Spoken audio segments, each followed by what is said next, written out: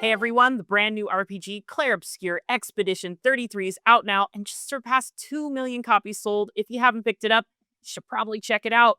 Here to tell us about it are Guillaume Broche, the CEO and creative director, and Tom Guillemin, the CTO and lead programmer at Sandfall Interactive. Hey everyone! Hello there. Hello. And also joining us is our reviewer on Clair Obscur Expedition 33, Michael Higham. Hey Michael. Hi. Well, we don't have a lot of time, so let's jump right into it. First and foremost, Claire, your Expedition 33 is out there doing really well.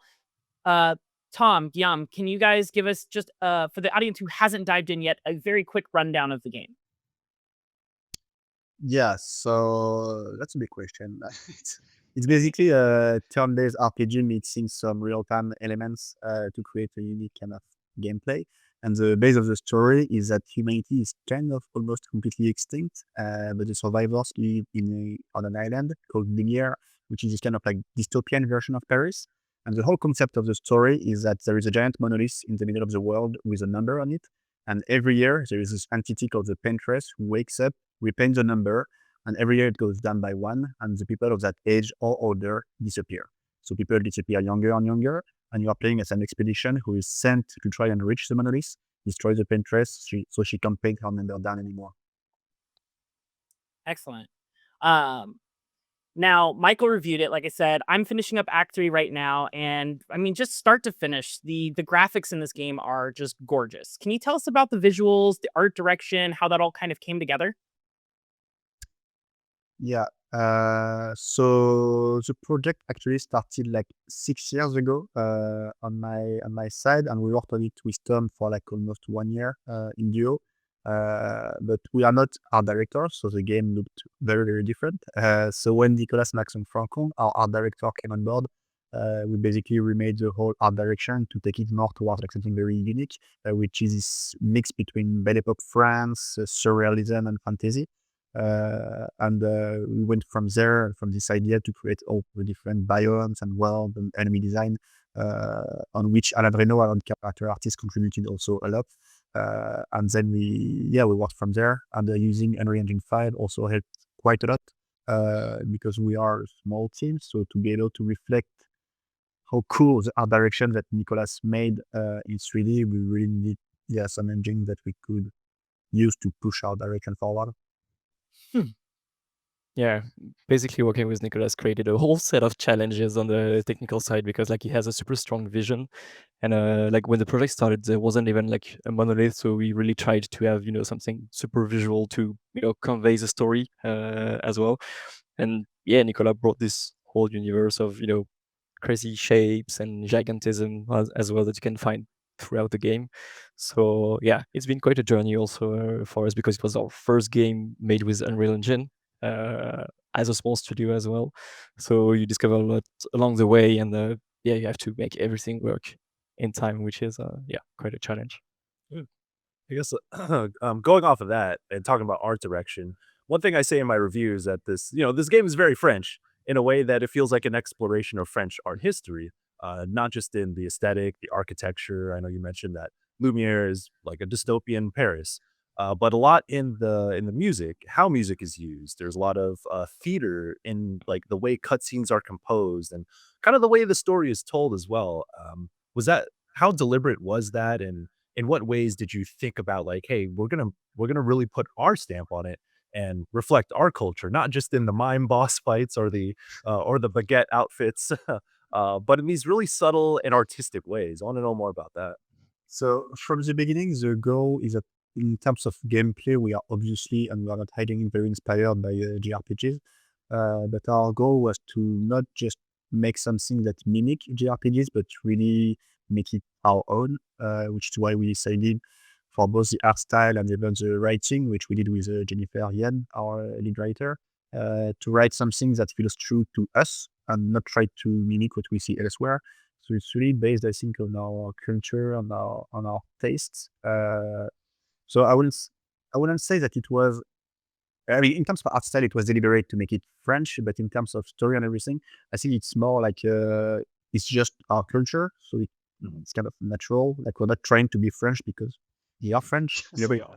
So I think it was just very, very natural. And even like this kind of storytelling, and even like on the cinematic side, what we show but don't tell, how we frame everything. I think it has something that for us feels very natural, but yeah, for the rest of the world maybe feels very French, but it's kind of normal.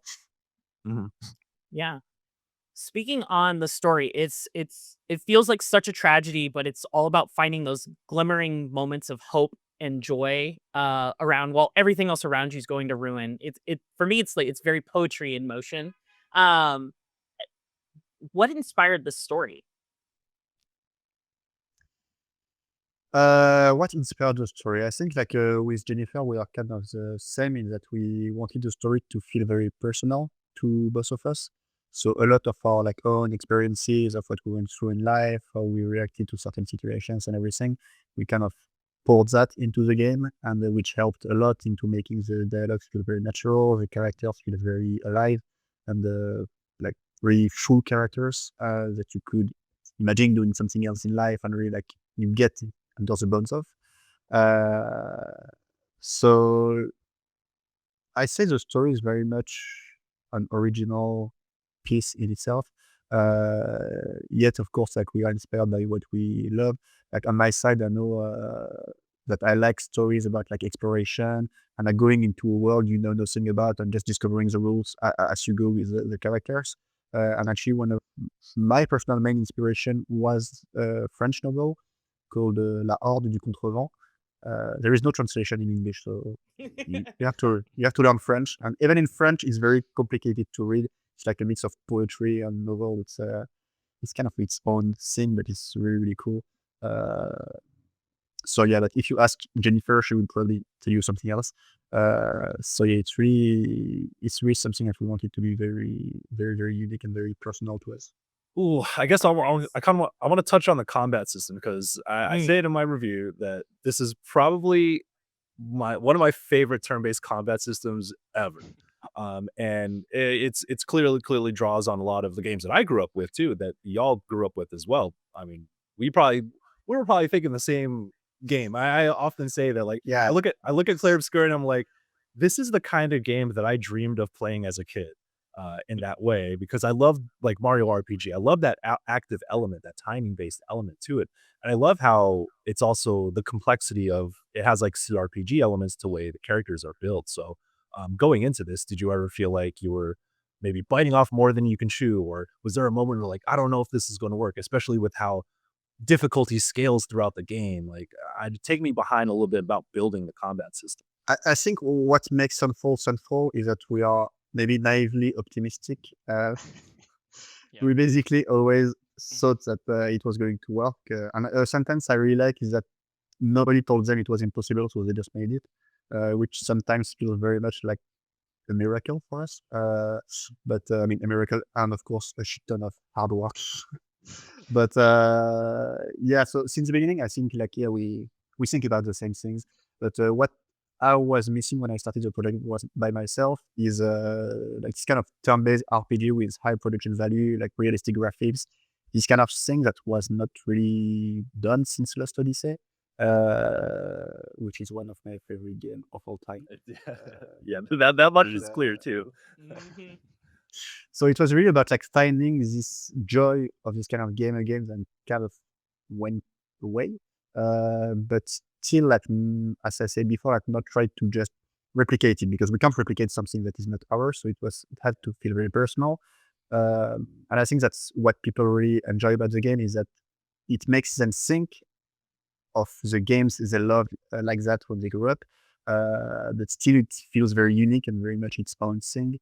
And the battle system is, yeah, it's inspired by a lot of different RPGs that I loved and I grew up with, but also for my passion with Sekiro and the action games in general, and the biggest Devil May Cry 5.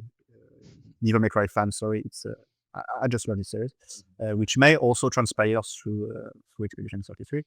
But yeah, the goal was really to take the battle system that I love and push it even further, and combine it with my other taste in video game, because I also grew as a gamer, because it's been a long time since we had this kind of game, and to that effect, Tom was absolutely pivotal, just making the battle how it looked, like with the camera system, all the like tons of different systems that allowed us to make it work like this. I mean, yeah, from the very beginning, Guillaume already had like a strong vision about, having this turn-based structure, but with real-time elements. As well, like very early on, like in one, I think the very first prototype, there was like a couple of battles with like a dodge system, which has kind of a QT bar. It looked ugly as hell, but it was like kind of the foundation for what was to come later. And yeah, as we created the company, we started, like hiring the team, and at some point we continue working and developing this idea of real-time dodging and parrying, and having the counter attacks whenever you manage to parry everything. And yeah, I remember when we tested like really the first version of what Expedition 33 is today. Like, it was a simple map with like 3 encounters with scaling difficulties, and basically everybody in the team was trying to beat each encounter, and the last one was kind of a boss-ish that would basically almost one-shot you if you got it. And everybody was passing the controller over as they were trying to beat all the encounters. And it was really like a strong moment of gameplay where even people that were not playing were looking at what was going on, and cheering for the person that was playing. And yeah, at this moment, like, you have a recipe that you can expand to like much more than the vertical slice that we were working on at the time. And I think we never steered away from that main idea that like Guillaume wrote of, you have to be able to do the whole game without taking a single hit. And when you do your whole design around that, it forces you to make some bold choices, because like as a turn-based game, you also want to have special mechanics for bosses, and you have to make sure the game is not too easy for people who are good at dodging and parrying. So it was like all a matter of balancing all that. But having this set in stone very early in the project, I think what made the game possible in the end, by not steering away left and right, trying to find our core gameplay loop. Yeah, That's awesome. Sorry, Jay. No, go I for don't know it. if you want, I don't know if you want to ask about optional content and optional bosses, because going off of that, you Yeah, mentioned let's do it. Tom, you mentioned like, oh yeah, we want it, and Gamble, you talk about like being able to not get hit, and having that intensity, that difficulty. I've almost 100% of this game, and I fought some nasty bosses. Y'all were cooking some nasty super bosses in this game. Like, the main story was challenging for sure, especially towards the end. But some of those super bosses, you have to like break the game. And then so I know, Jada, you mentioned wanting to ask about the Luminas and Pictos, and that's so crucial to even standing a chance in a lot of those battles. So between like the Picto Lumina system and then building out these bosses that are damn near impossible on first encounter, like, were y'all just like laughing to yourselves like, haha, no one's gonna beat this? Like, what are some of the ideas behind a lot of those optional bosses that are just out in the world for people to find, or who may never find them? I'm pretty sure Guillaume was actually laughing like that when he did it, when he thought of some of these bosses. It's good to suffer from time to time in a playthrough. So yeah, no, but like I think that's something that I really loved about older JRPGs, is that you could challenge very high level battles very early, and to succeed, because there was no parry system or anything, you had to break the game, and it's a feeling that I really loved of like, okay, I'm going to beat this boss on the first disc, on PS1, and I'm going to do it. And it's supposed to be impossible, but I'm going to do it. And you spend like 5 days just building a character so you're able to do it. But it's this kind of like little challenges that won't talk to the majority, I think, but like to the people who engage with this kind of content, it really makes the experience that much more cool. When you make a plan, it takes a long time and then it works.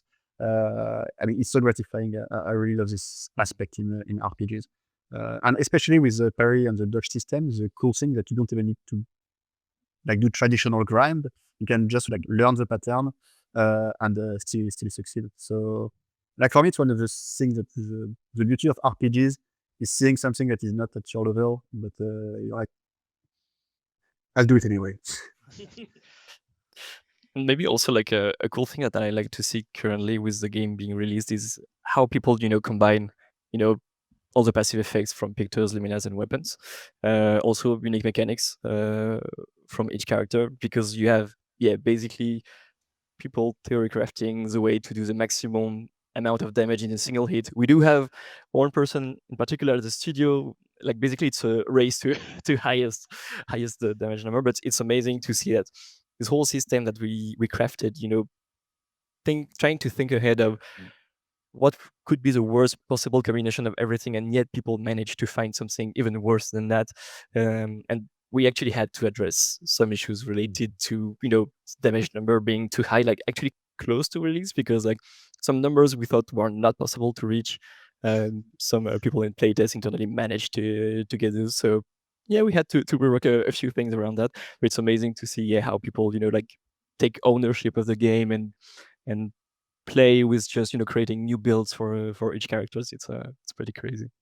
Speaking of builds, do you guys have any favorite combinations or anything that the community is still sleeping on that you haven't seen through? Because I know you guys are watching some of the streamers that play from time to time or showcasing big builds and stuff. Is there any builds that people are sleeping on or picto combinations that people should maybe take a second look at? I'm very happy they found the Deathborn build. Yeah, I was gonna say that. There we go. This one was a nightmare to develop as well. Yeah, and actually it was nerfed. Like at one point we had like different death bombs like made like different elemental damage, and you could like really absolutely destroy the game by just like stacking death bombs. You just don't have to play the game. So we nerfed it a little bit, but it's still playable and fun for like some round counters. So yeah, I think they found most of it. Like also one build we really liked during the testing phase was shooting build with Verso, where you could like shoot an absurd amount of shots in the same term, and the people found it quite recently, but it's very fun to play as well. So I think they found most of the fun builds that we found already. All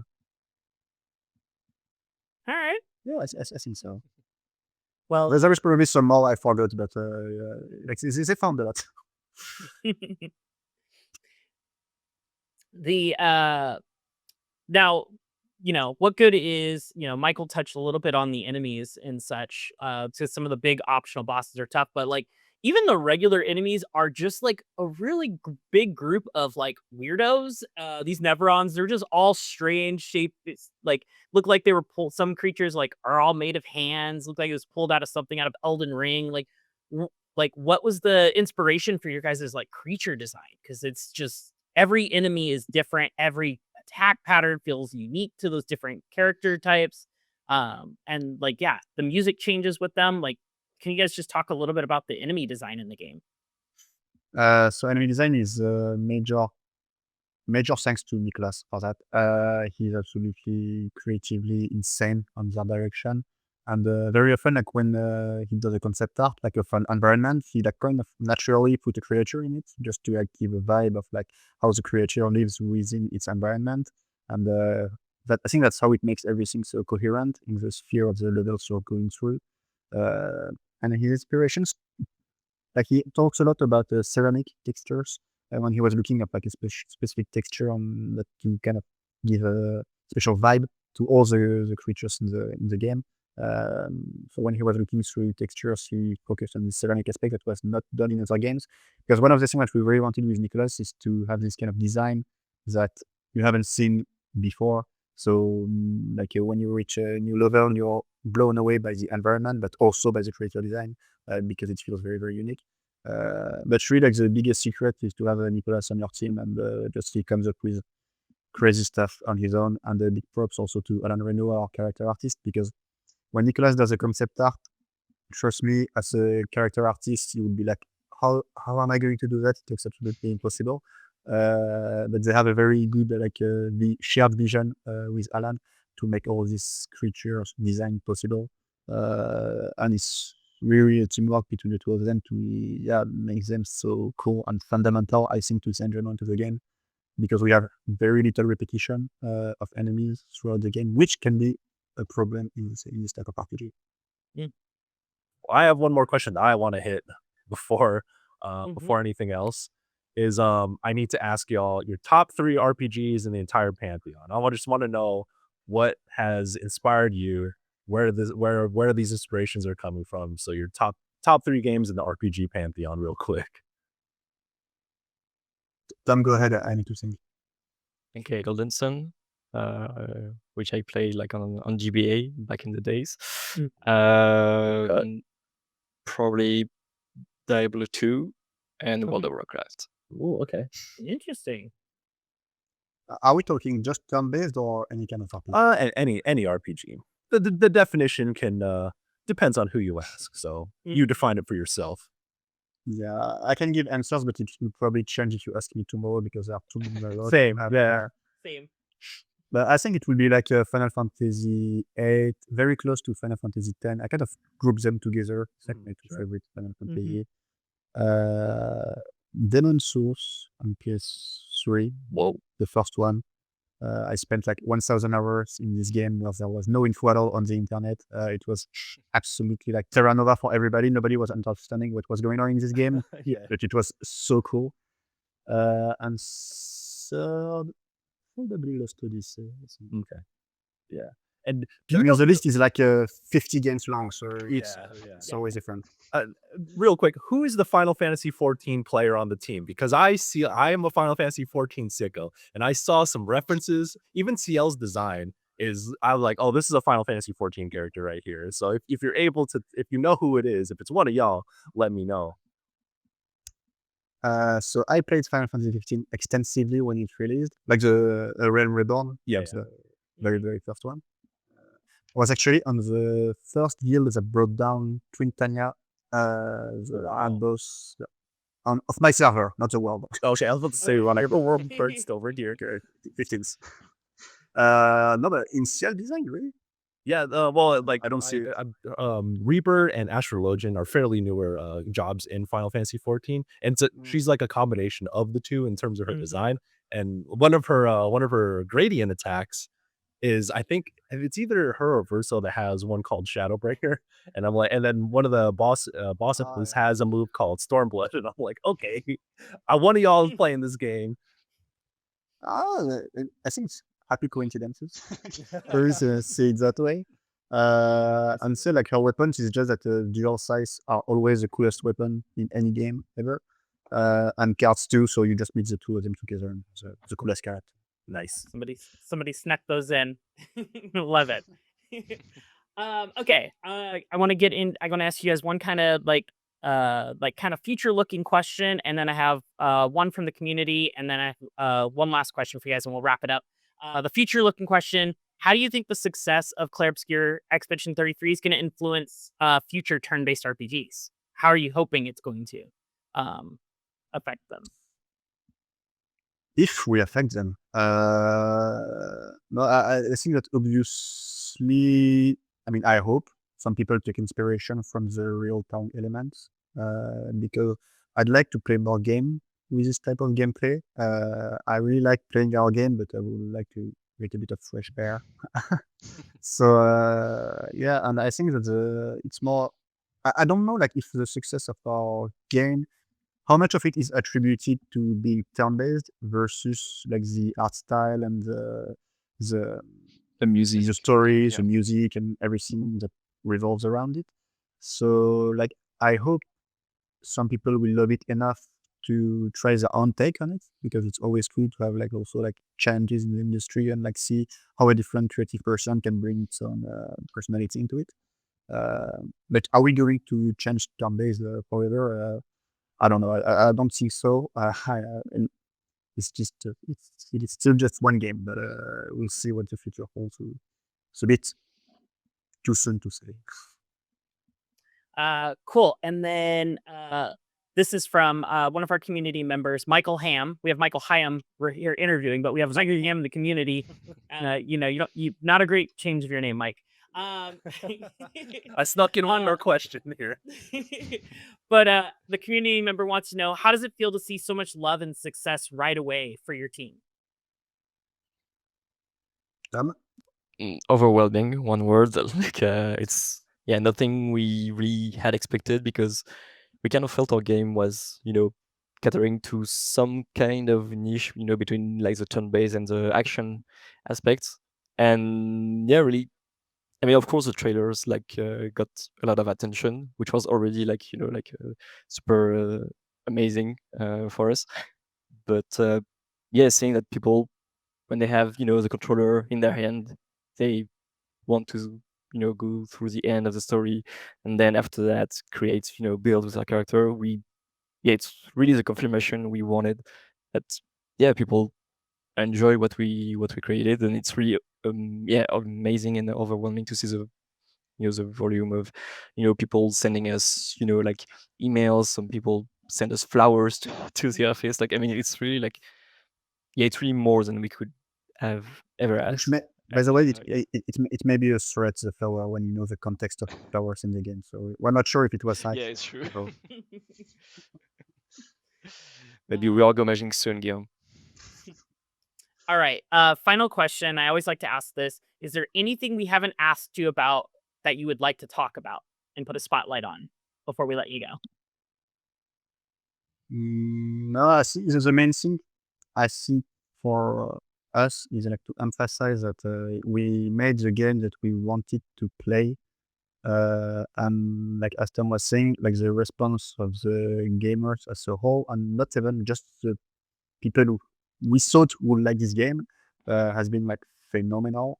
And like we see all the fan arts, we follow the streamers, we see all the beautiful messages that we receive. We cannot answer to everyone because we are not many here. It's a lot of love to handle at once and a lot of things to manage. But I just want everyone to know that we are deeply, deeply, deeply appreciative, and we love everything we see and receive, and even all the covers of the music, and the community response has been so incredibly positive that I think the players pretty much changed our lives. So just thank you to everyone who enjoys the game and for the beautiful positivity that is nurturing around the game. Hey, thanks for watching this clip from Beyond, IGN's weekly PlayStation show. You can find the full episode over on youtube.com/IGN Games. And don't forget, new episodes of Beyond drop every Wednesday on IGN.com, the IGN Games YouTube, and all your favorite podcast platforms. Thanks again for watching, and as always, Beyond.